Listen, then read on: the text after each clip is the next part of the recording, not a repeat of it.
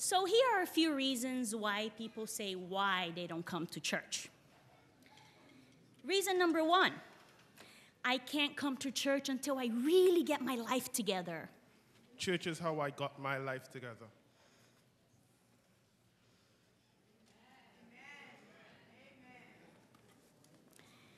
Another reason some people use is, I don't go to church because there's just a bunch of hypocrites. And there's always room for one more.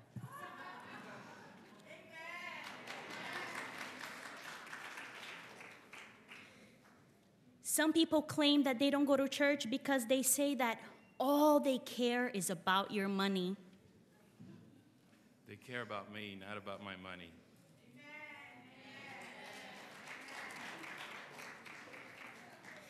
You know, I just don't go because church makes me kind of nervous.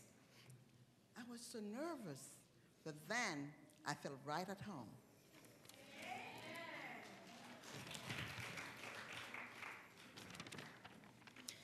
What if I don't know what I believe in yet?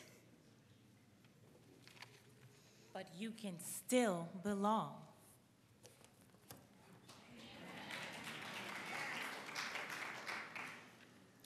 Some people say, you know, if you knew me and what I have done, you would not want me at your church. Well, if you knew me and you know what I've done, you wouldn't be worried. Amen. You know, I really always thought church was for the older folks. It's also for the young.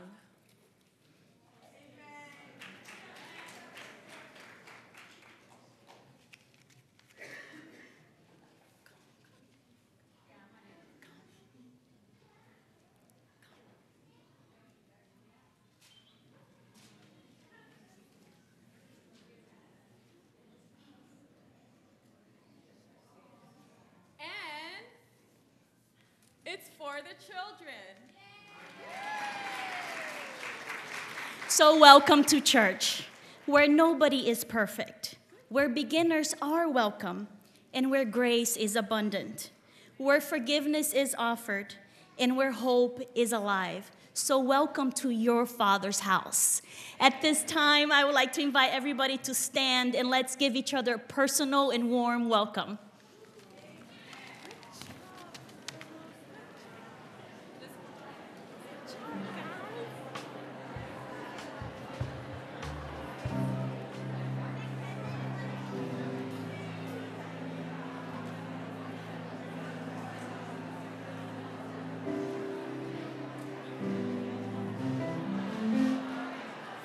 Happy Sabbath, everyone. No, I'm sure you can do better than that. Let's try that again. Happy Sabbath, everyone. It is our joy to have you worship with us today at FuZion in the main chapel. All that has happened so far has been a blessing to my heart, and I trust it's been a blessing to yours as well. Now, a couple Sabbaths ago, I preached here, and some of you weren't here, and I did something, and I want to do it again, just so we can share the love of Jesus Christ. Just turn to your neighbor and say to them, I would have been the most beautiful person here today if you were not here. Go right ahead. Go right ahead.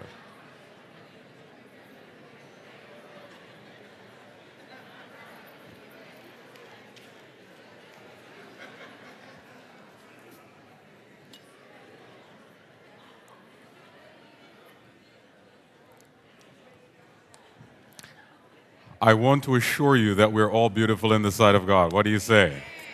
And because we're beautiful in the sight of God, we come here to praise Him for His goodness and His mercies to us.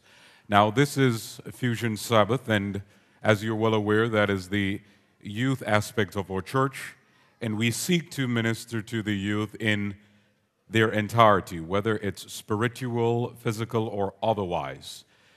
But we also are concerned about their development academically. And many of you have children who will be going back to school soon. Some may have already restarted school. And today we want to lift them up in a very special way to Jesus Christ. Is that all right? We want to pray that God will bless them with wisdom so that they will choose right friends. They will choose to study and study well. They will choose to do the things that will help them to progress in a way that will see that they grow not only academically but spiritually. So at this time, I'm going to invite Pastor Monsalve to join me on the platform, along with our children's ministry director. We're going to invite her to come forward, and we're going to lift up a special prayer. Pastor Monsalve will say some more as we present our children and youth to Jesus Christ.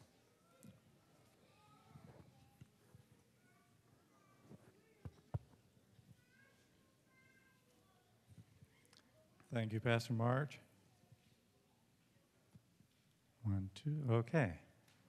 Thank you, Pastor Marsh. Indeed, it's a special Sabbath today. Youth are leading out. And then I'd like to ask all of us students, I'm not talking just the little ones, I'm talking about everybody who happens to be studying, either if you're at elementary, middle, high, university, please come forward. All of you, please come here.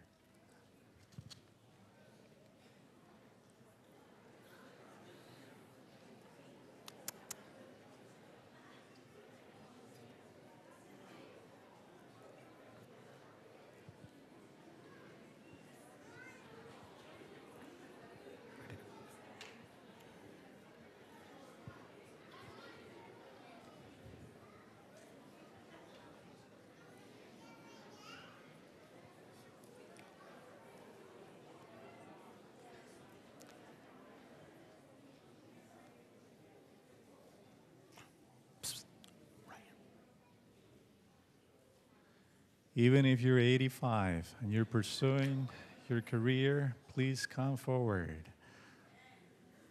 Amen. Just take a look at this. Hi. You got to take a picture of this.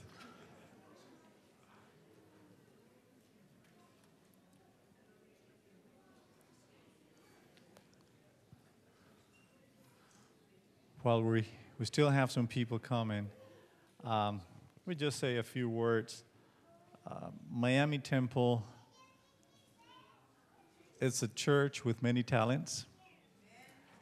Miami Temple has been blessed abundantly, and the leadership that we have is something that we should be proud of. And I'm referring to the children's ministry leaders. Dr. Claudette Nyangora, and we have Vyomi Green. They are a team of leaders that are working to make sure that our children, our young people, these great minds that we have here, they will grow and grow spiritually, and they will get to know Jesus better. Amen. So I do thank both of you for what you're doing and for what God wants you to do during the next 2 years.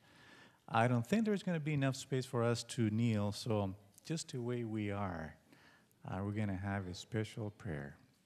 All right?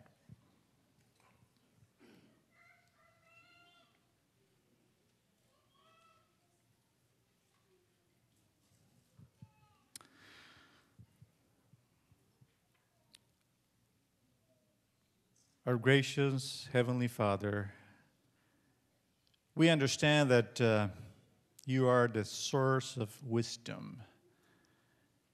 Thank you for giving us a mind to learn and a heart to love. Thank you for this beautiful group of students that we have here in front of the church. Different ages. They all know that Jesus is going to be the center of their lives. They all understand that there might be challenges. They all understand that things are not perfect, but they know who to go to when things are not going well. So I pray, Lord, for each and every one of these students that we have in front of the church today, that you help them learn every day of their lives, no matter what the subject might be. Also, Lord, help them realize that all true knowledge, leads to you as Creator, Sustainer, and Savior. Amen. Help them realize that without God, there is nothing they can do. When things are not going good, encourage them, Lord. When they're ready to give up, enlighten their minds and remind them that truth, as it is in Jesus, will help them through. Lord, I ask one more thing for all of these students.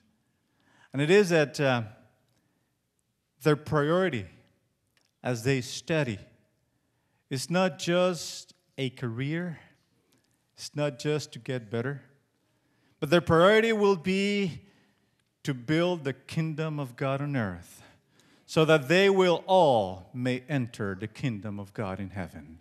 In Jesus' name I pray. Amen. Amen. Amen. Thank you so much. You may return to your seats. I want to thank our children's ministries leader, our youth leaders, and Pastor Monsalvi for lifting up our young people to Jesus Christ. We're so happy that they are here with us at church. It is good that they are in church. What do you say, church? Amen. And we want them to grow not only academically, but also spiritually.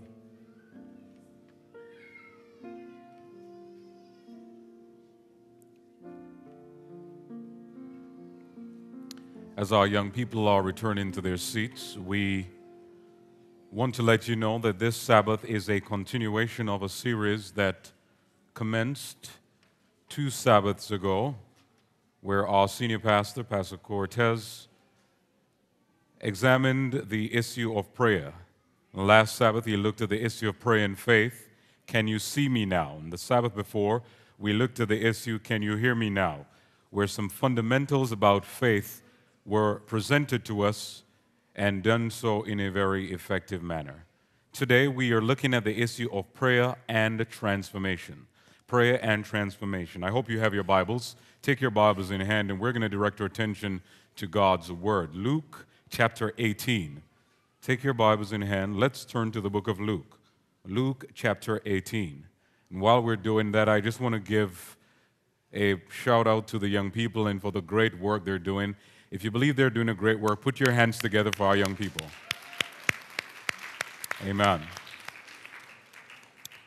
Luke chapter 18. Luke chapter 18. And I'll be reading in your hearing from verse 9 onward. Luke, the 18th chapter, verses 9 onward. Luke chapter 18, verse 9 onward. Hear what the Word of God says. Luke 18. And he spake this parable unto certain which trusted in themselves, that they were righteous, I read from the King James Version, and despised others.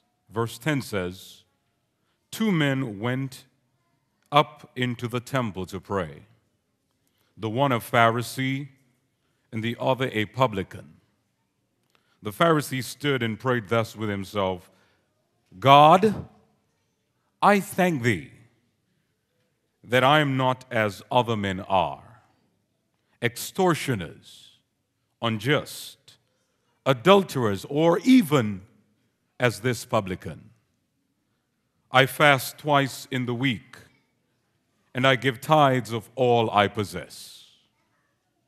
And the publican, standing afar off, would not lift up so much as his eyes unto heaven, but smote his breast, saying, God, be merciful to me, a sinner. I tell you, this man went down to his house justified rather than the other.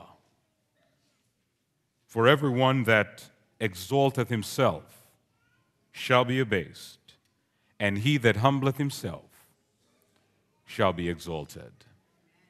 2 men went to pray. 2 men went to pray. Bow your heads with me and let us pray.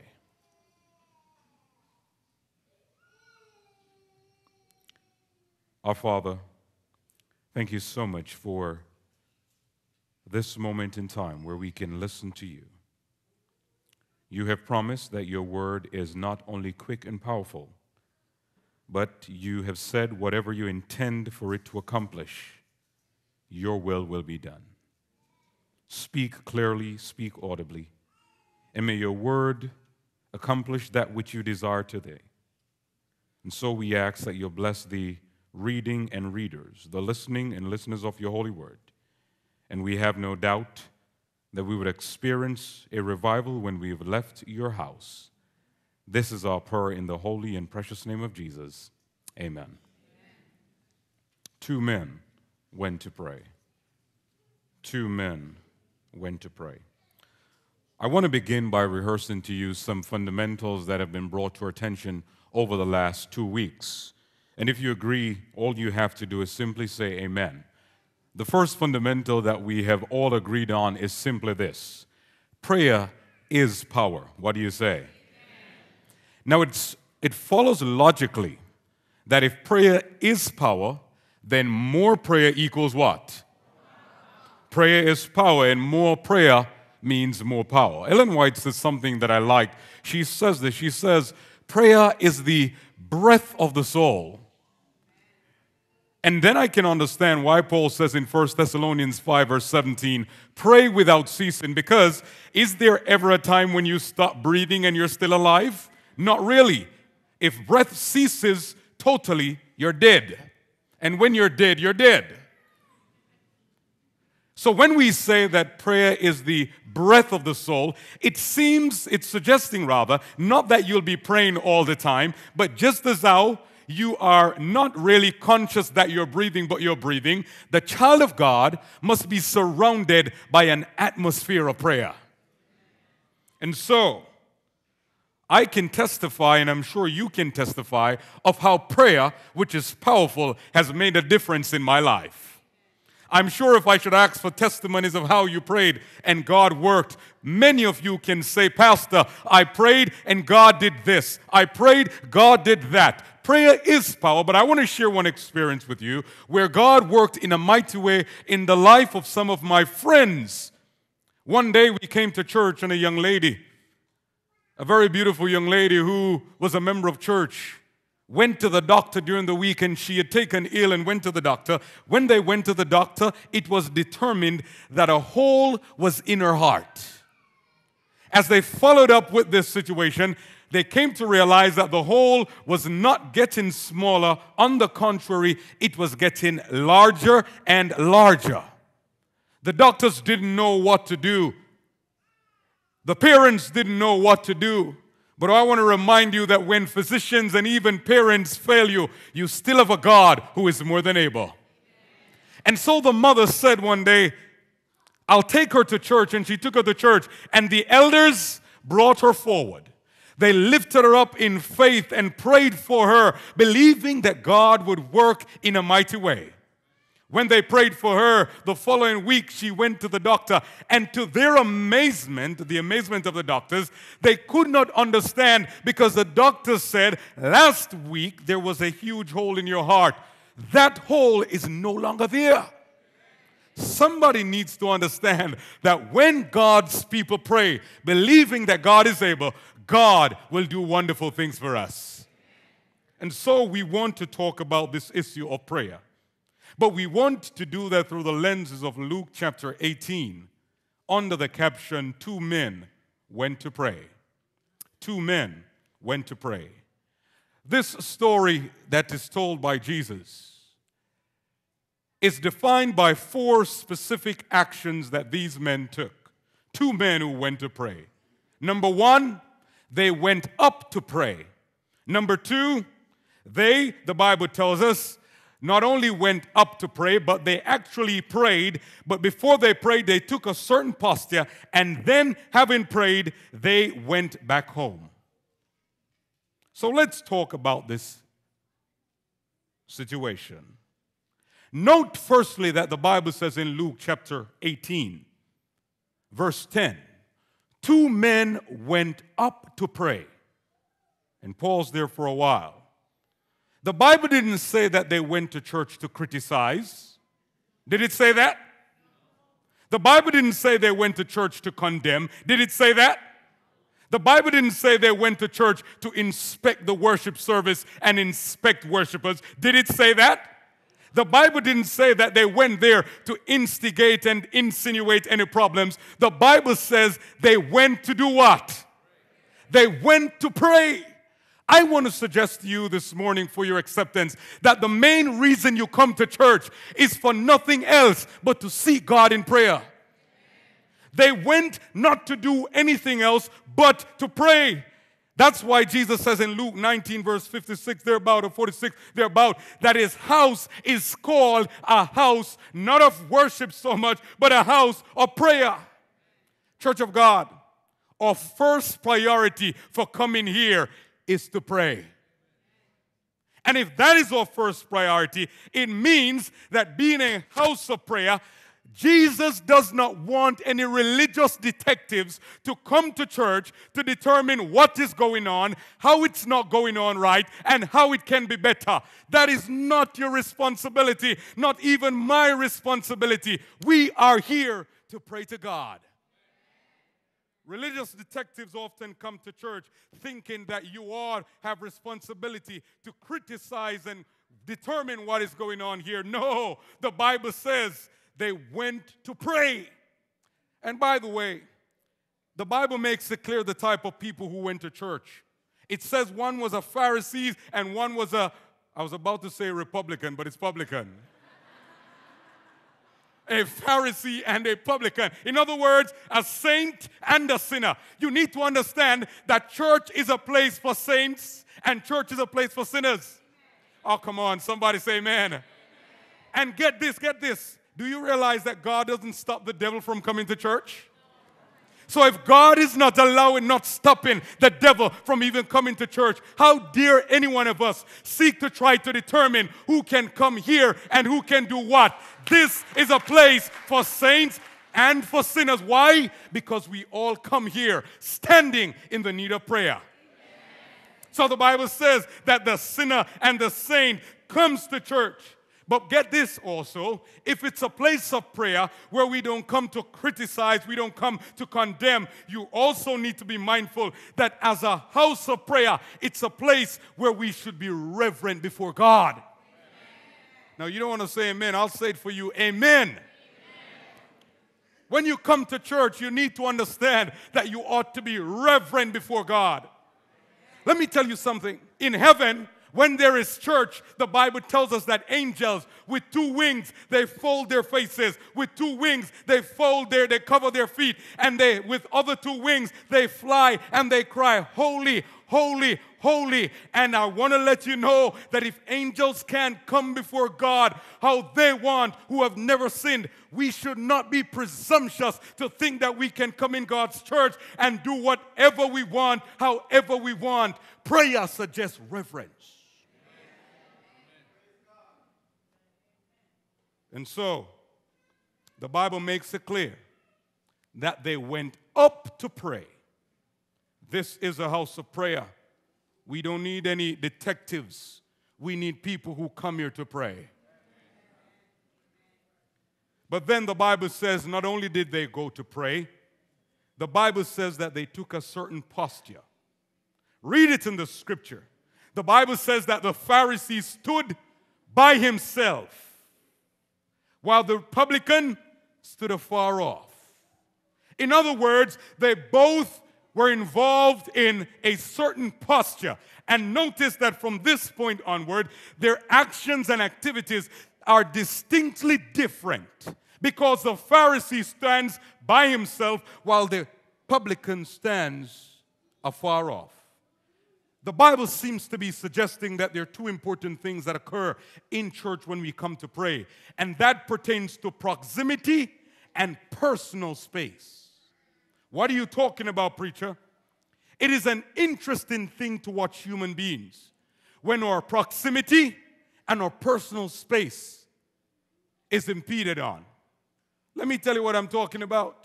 And this is not to offend anyone, but you know there's some people in church, they sit the same place every Sabbath. You know what I'm talking about? And God forbid anybody else sits there. You don't want to lose your salvation over a seat now, please. But let anyone come in our personal space and in too close proximity, and we're careful not to entertain them. Where proximity and personal space is concerned, human beings are very careful about coming close to the other until we're comfortable. This teaches us a very important lesson. I want you to listen carefully. While it is true that prayer is an individual responsibility, it is also true that prayer is not exclusively an individual thing. We need each other in prayer, and we need to pray for each other. The Bible says pray without ceasing, but the Bible also says where 2 or 3 are gathered touching him anything concerning his name, he's there to bless. In other words, you are to pray by yourself, but you can't always pray by yourself. You get to understand this, my friends. Understand this, please. There are some things we can do by ourselves, but there are some things that we have to do with each other, and prayer is one of them.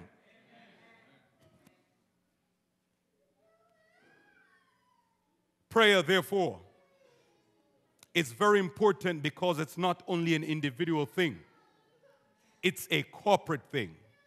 And let me illustrate this.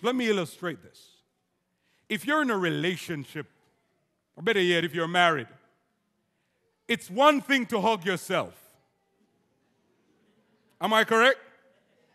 But it's a totally different thing when you get a hug from your spouse. Am I correct? You can hug yourself from now to next never. It will never have the same feeling as being hugged by another person.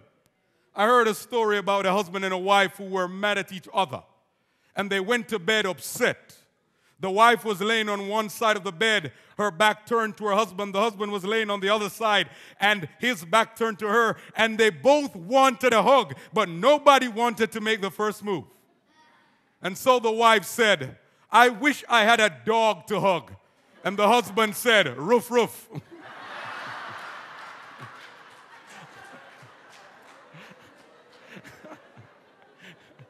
There's some things you can do by yourself, but there's some things you have to do with each other. And prayer, therefore, brings us not apart, but closer together in close proximity with each other. And that simply means this. If prayer is going to transform our lives, and we're looking at the issue of prayer and transformation, if prayer is going to transform our lives, you can't come to church and be praying by yourself. We need to be praying with each other. Prayer, therefore, that transforms is going to bring us in closer relationship with each other. Picture this situation. I learned a long time ago that I don't go shopping with women. I don't. Picture this. I went one day with my mom and my sister, and we spent hours there, and they had carts loaded. And when they came out with one piece of item. That didn't make sense to me. But picture this situation. 2 church sisters from Miami Temple go shopping one day. They have an objective, and their primary objective is to go to Macy's to get a pair of shoes that is on sale. One loves the red pair, one loves the white pair. But they are from the same church, and when they reach there, they both are trying on these shoes, and they find them that they are wonderful.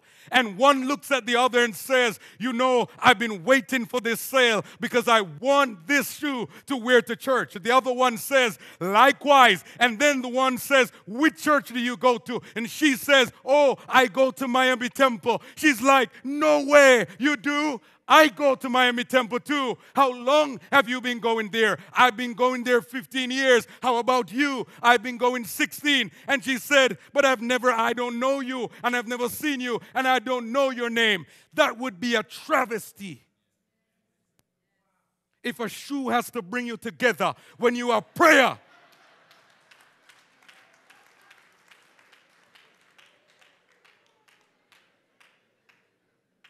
And it might seem amusing, friends, but get this.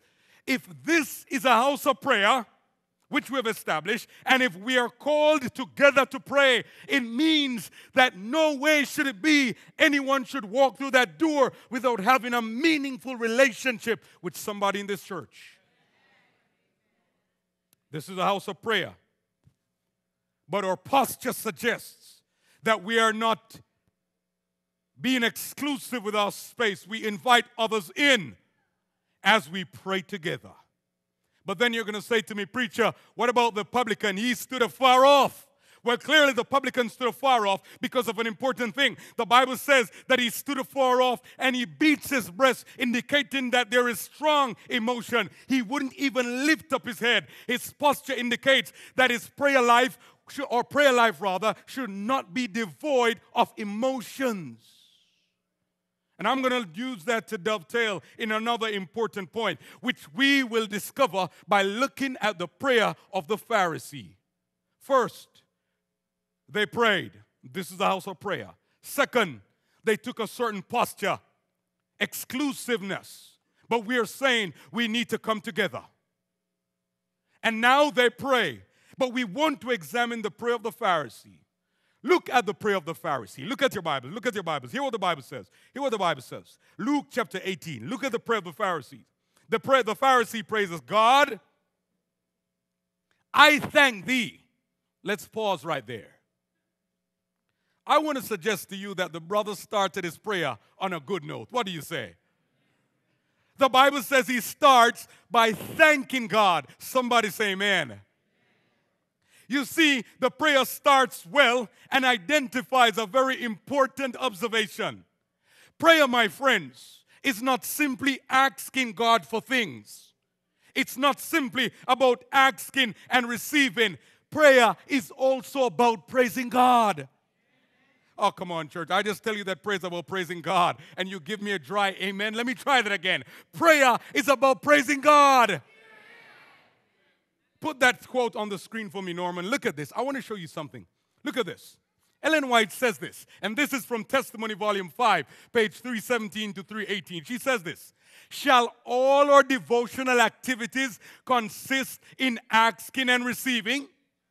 Shall we be always thinking of our wants and never of the benefits we receive? Go to the next slide. She says, shall we be recipients of his mercies and never express our gratitude to God, never praise him for what he has done for us? And then she says this, we do not pray any too much, but we are too sparing in giving thanks. Now that's a sad rebuke for the church. Go to the next slide. Listen to this. Listen to this. Listen carefully. Because you might be having problems and wondering why God is not working in your life. Listen to this. You who complain that God does not hear your prayers, change your present order and mingle praise with your petitions. I wish somebody would say amen. Do you think we have a problem coming to God with our lists and telling God what we want? But how many of us really pause to give God good thanks and praise for his goodness to us? Look at the next slide. Look at the next slide. Look at that. She says, when you consider his goodness and his mercy, you will find that he will consider your wants. I wish somebody would say amen. If you praise God for his goodness to you, and by the way, even if God does not do anything for you, you still need to praise God. And when you do that, she says, pray earnestly and without ceasing, but do not forget, go to the next slide, do not forget to praise. Clearly it was missing from the previous slide. And then she says this, listen to this part. This part really bothered me. Listen to this part.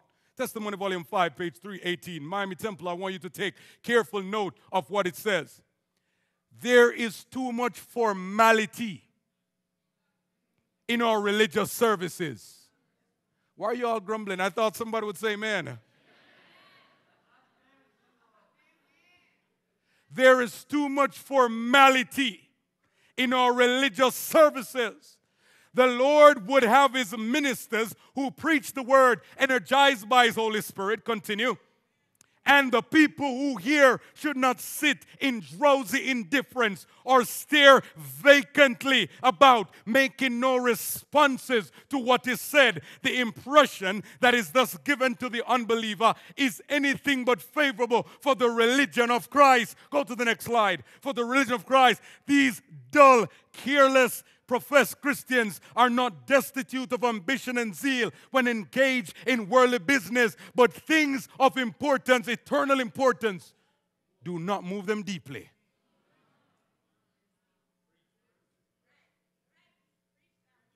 I'm telling somebody, prayer is not about formality. Prayer is about praising your God. Church would be a different place if we would start praising, stop complaining, and realize that when we mingle praise with our prayer, God is going to work in a mighty way. And so, they took a posture that says, we're exclusive, but no, we want to come closer to each other. Because we come to pray, we come to form meaningful relationship with each other. But prayer that transforms is also prayer that leads us to praise God in a meaningful way. Prayer, therefore, leads us to closer relationship. Prayer also leads us into better, not only better relationship, but better praising our God. But then the Bible tells us that he continues his prayer. He says, Lord, I thank thee that I am not as other men. Now that prayer took a bad turn right there.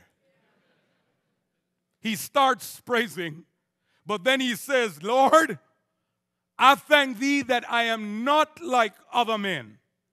And he outlines his virtues. He says, I am not a thief or extortioner. I am not unjust or unrighteous. And I am not an adulterer. I am faithful to my wife. And then he says, I am not like even that church brother. Things are so bad, he doesn't even know the man's name. And they go to church together.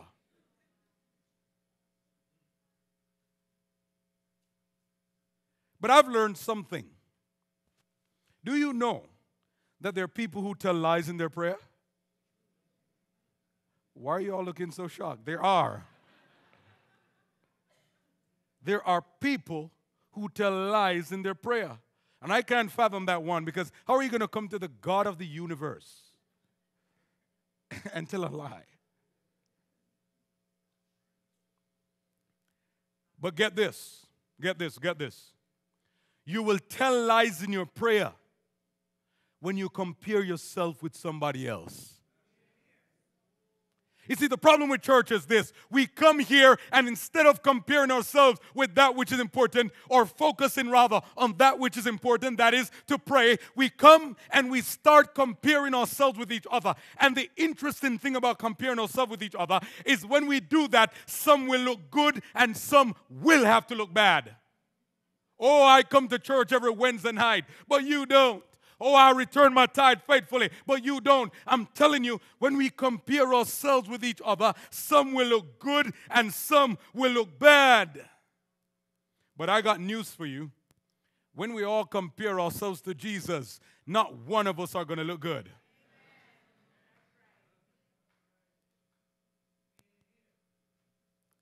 Telling lies in our prayers because we compare, because he claims that he's none of these things. In other words, he's saying to God, God, I am more acceptable than this man and others because of my goodness. And I want to tell you that that is a lie.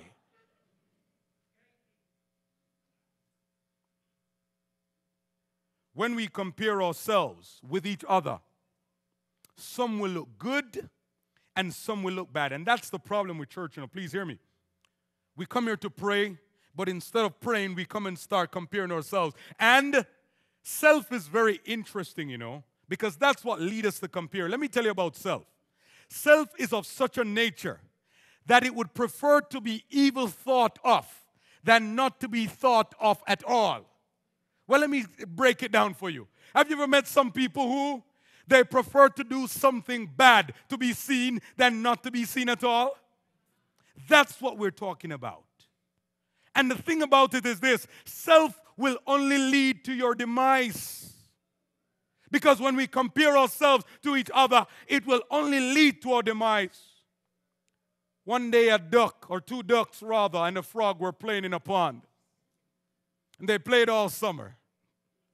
But it just so happened that that pond, because of the heat, got dried up. And the ducks said to the frog, "We know of another pond, but it's far away.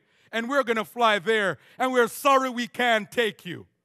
But then the ducks got a brilliant idea. The ducks said to the frog, "Here's what we're going to do. We're going to get a piece of stick, and we're going to put it in our beaks, in our mouths. And we want you to hold on to it with your mouth, and whatever you do, don't open your mouth." They took off and were in mid-flight. And a farmer looked up and saw what was going on. And the farmer said, "Wow, what a brilliant idea. I wonder who thought of it." And the frog opened his mouth and said, "I did it." You need to understand that self and comparing ourselves with each other to look better than the other will only lead to our demise.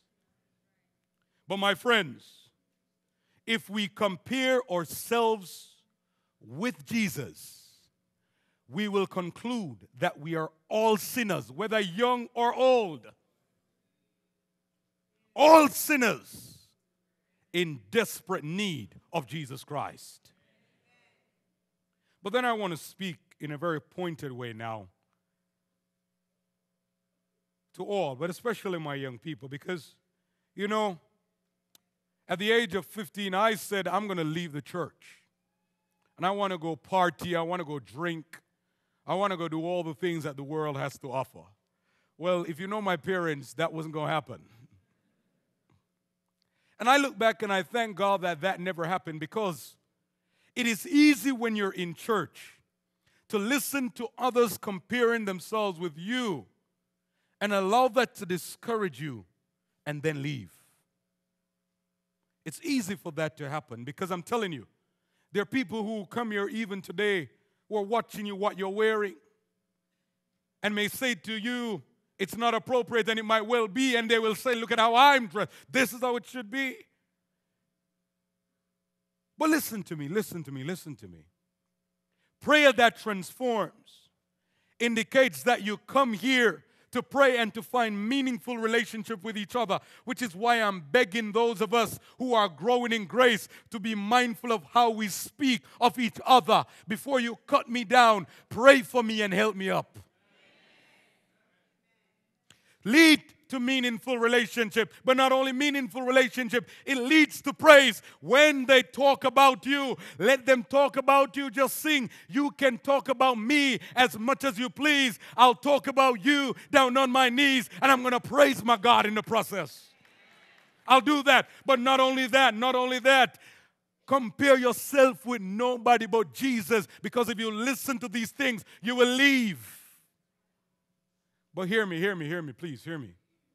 The question I have for you is this: do you think that the publican heard when the Pharisee was praying? I think so. Do you think that he heard him calling him names? A thief, unrighteous, and an adulterer? I think he heard. Do you think he heard when he called him the other? I think he heard. But I thank God that even though he heard all of that, he didn't allow that to cause him to leave church. And the Bible says something very interesting. The Bible says this, and I want to read it for you. The commentary of Jesus. Listen what it says. Verse 14. I tell you, this man, that is the publican, the sinner, went down to his house justified. In other words, he was made right with God rather than the other. Now get this. In verse 11, the Pharisee is calling everybody else the other. By the time church ends, Jesus says he is the other. What I'm saying to you is this. None of us will leave church the same way we came. You're either going to leave better or you're going to leave worse. None of us will leave the same way we came. We're either going to leave as the other or the justified. Therefore, my friends, young and old, the question I have for you today, how are you going to leave church today? This is a house of prayer where you pay attention to all that is happening. You can't be playing on your phones, my young people. This is still a house of prayer. But it's also a place where we are called to be in meaningful relationship. It's a place where we're called to be in meaningful relationship and close relationship with the other, but we're called to praise God. And it's a place where we're called to compare ourselves with nobody but Jesus. And it's a place where we're called to leave better than how we came. I want to say, therefore, regardless of what happens here today, you need to leave better than you came. You may not like the drums, but if you're praying, you will leave better than you came.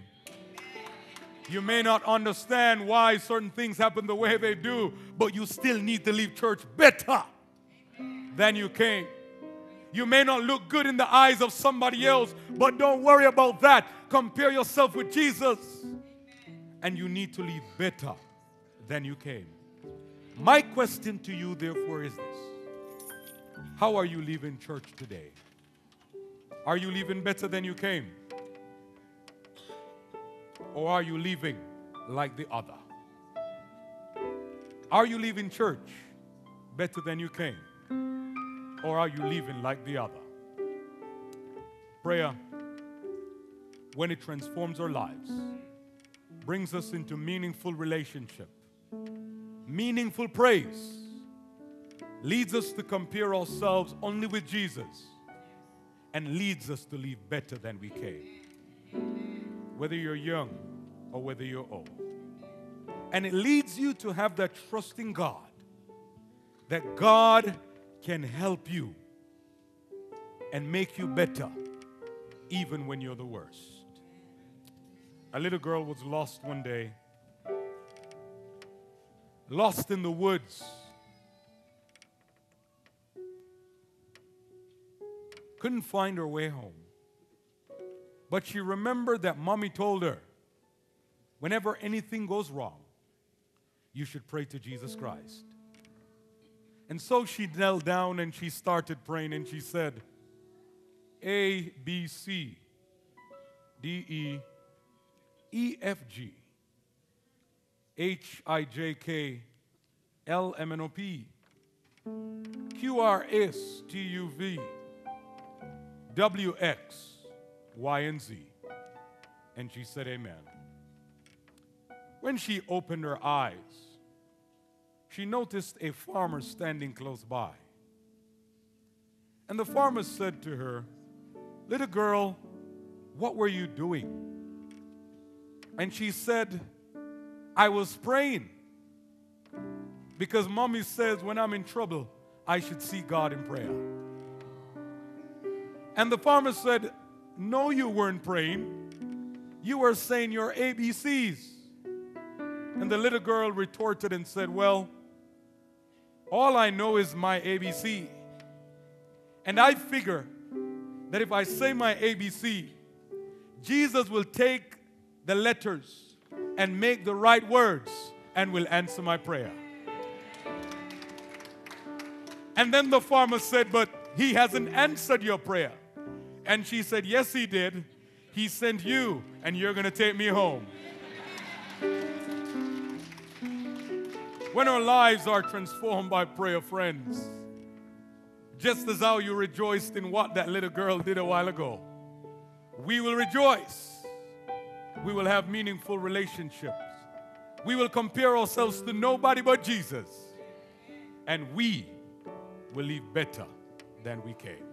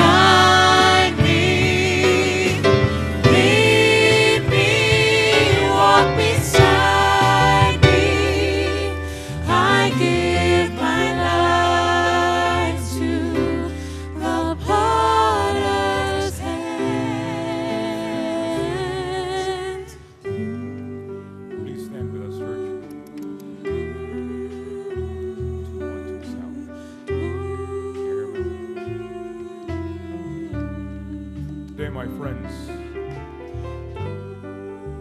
God wants us to be transformed. And that's why He has given us the privilege of prayer.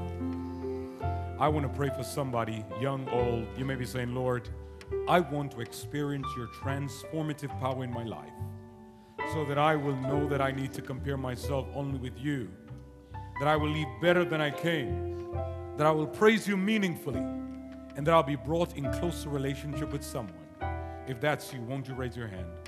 Won't you raise your hand? Lord, you see the hands that have been raised.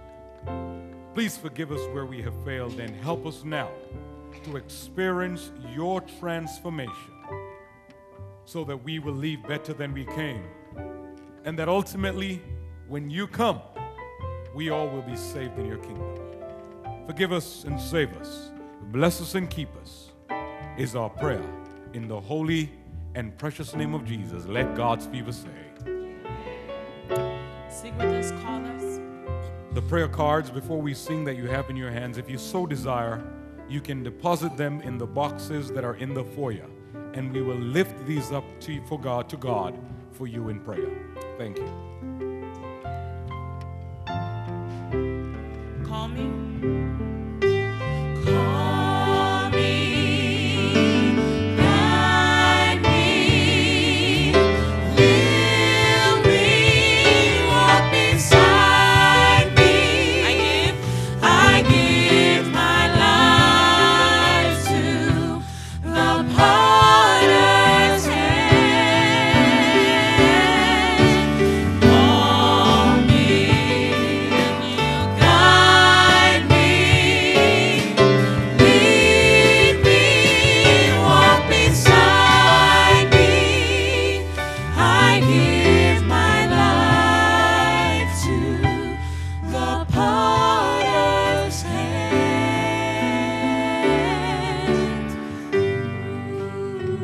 We pray that you have a blessed Sabbath and that may the Lord be with you throughout this week.